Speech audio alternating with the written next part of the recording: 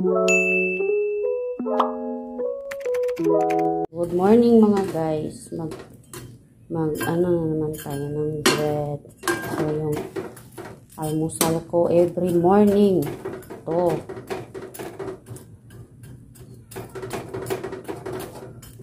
Every morning yan. Meron man akong toasted bread dito pero hindi ko ginagamit kasi malakas sa kuryente. So dito na lang sa kalha. Ano yung Tagalog sa kalha? Ano yung Tagalog sa kalha mo eh? Kawali. Dito na lang sa kawali. Lagyan ko ng konting butter. Ganyan lang. Yan.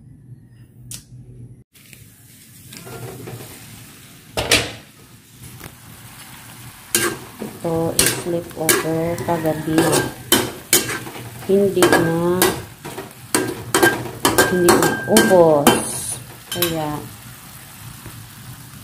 ininit ko ngayong umaga para almusal sa asawa ko at anak.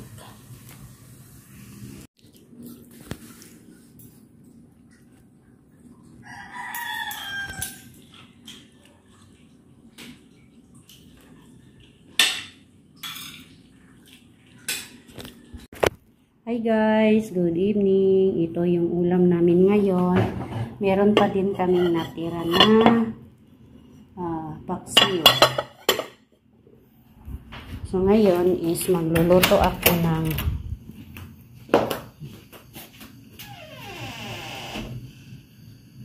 ako ng kalabasa at saka nilagyan ko ng tanglad at kamatis at sibuyas. So, ito lang ang ulam namin ngayon. Magsabaw tayo kasi wala tayong sabaw. See you later.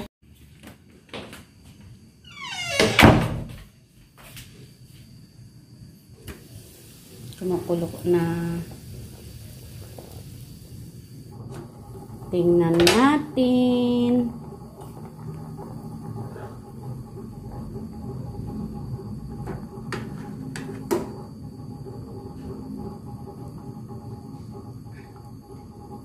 Ilagay na natin yan lahat. Yan.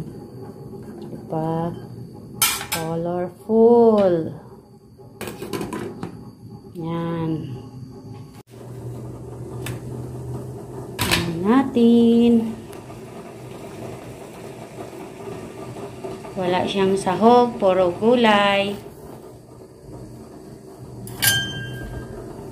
Tikman natin, guys.